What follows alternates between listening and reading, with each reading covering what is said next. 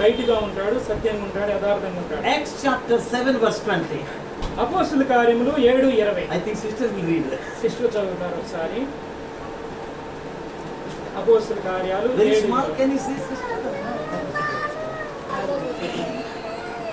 Acts 7:20. 7:20.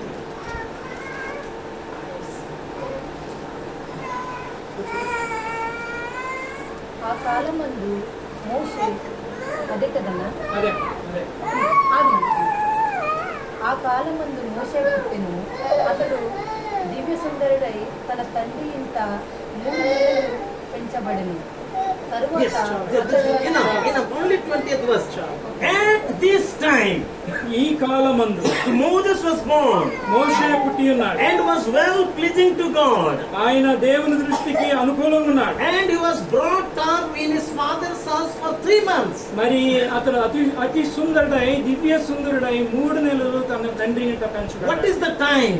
సమయం ఏంటి? We know that the situation. అక్కడ పరిస్థితులు తెలుసు By మనకి. the time Moses was born, మోషే పుట్టినప్పుడు there was an order. అక్కడ ఒక ఆజ్ఞ ఇవ్వబడింది. Every Hebrew male child should be thrown into the water. మరి ప్రతి ఒక్క హెబ్రీ వారి చిన్న పిల్లవాడు పుట్టినప్పుడు, మగ పిల్లవాడు పుట్టినప్పుడు అతన్ని చంపివేయాలి. They should not leave.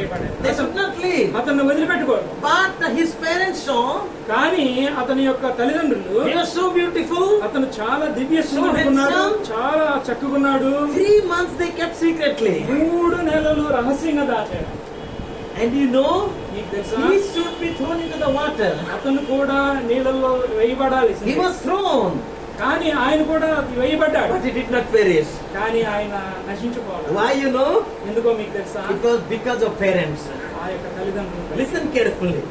జాగ్రత్తగా వినండి. He could live 120 years. ఆయన 120 సంవత్సరాలు బ్రతికాడు. 40 years in king's palace.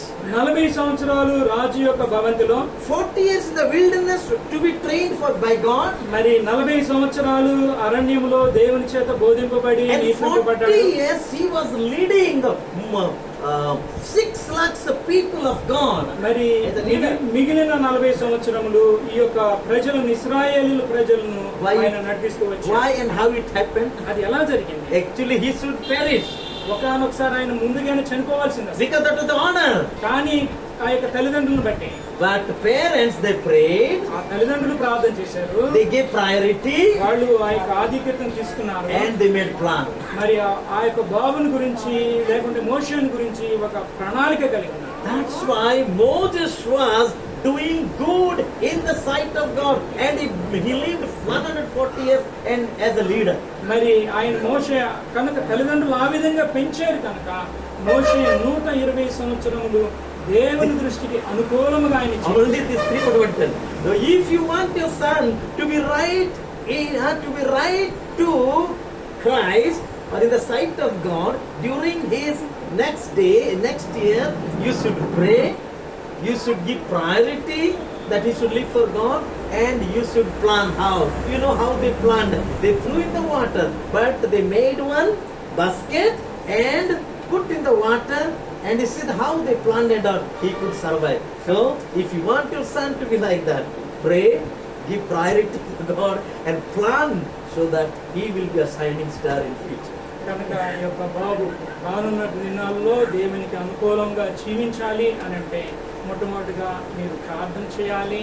అదేవిధంగా దేవునికి ప్రయారిటీ, ఆధిక్యతనివ్వాలి. అదేవిధంగా ఒక ప్రణాళిక కలిగి ఉండాలి. అప్పుడు మీరు గొప్ప అద్భుతాన్ని చూస్తారు. Thank you so much. మీ అందరికీ వందనాలు.